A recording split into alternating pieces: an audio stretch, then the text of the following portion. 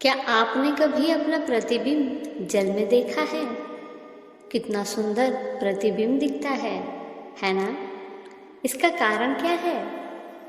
आपका रूप सुंदर है या वो जल स्वच्छ है जिसमें आप अपना प्रतिबिंब देखते हैं? इन दोनों में से कुछ भी नहीं। कारण है वो जल स्थिर है, शांत है। यदि आप उस जल में कुछ डाल दें तब क्या अंतर देखेंगे आप?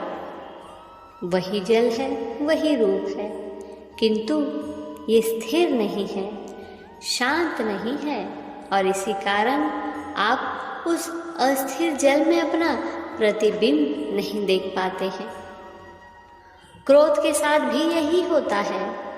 यदि आप स्थिर है, शांत है, तो आप आपकी आत्मा को देख, सुन और समझ पाओगे, क्योंकि क्रोध इस आत्मा की पुकार को पी जाता है।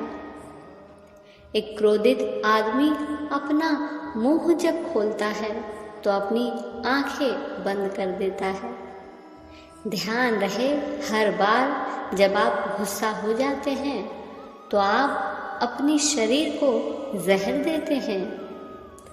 गुस्सा एक वैध भावना है।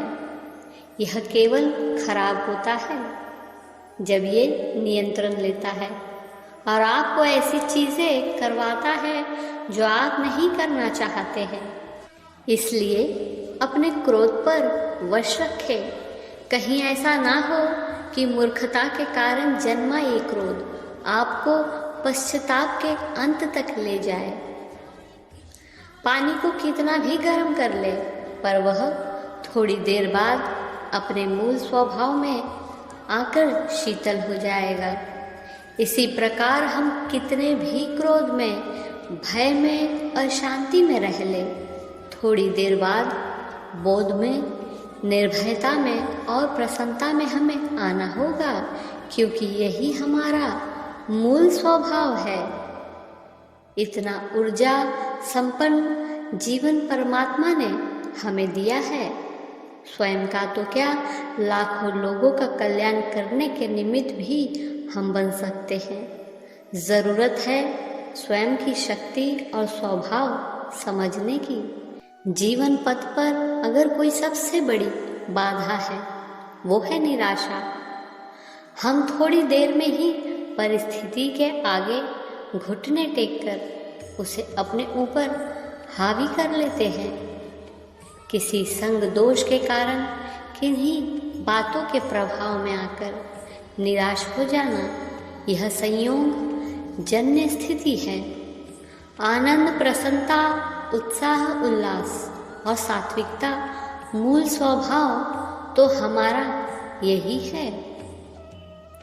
पितामह भीष्म के जीवन का एक ही पाप था कि उन्होंने समय पर क्रोध नहीं किया, और जटायु के जीवन का एक ही पुण्य था, उसने समय पर क्रोध किया। परिणाम स्वरूप एक को बाणों की शैया मिली तो एक को प्रभु श्री राम की गोद। यह विचार का विषय नहीं कि कोई आदमी क्रोध करता है, बल्कि यह विचारणीय है वह क्रोध क्यों और किस पर करता है। शांति तो जीवन का आभूषण है, मगर अनीति और असत्य के खिलाफ। जब आप क्रोध की अग्नि में भस्म हो जाते हो, तब गीता के आदेश का पालन होता है। मगर इसके विपरीत किया गया क्रोध आपको पशुता की संज्ञा भी दिला सकता है। धर्म के लिए क्रोध हो सकता है, क्रोध के लिए धर्म नहीं।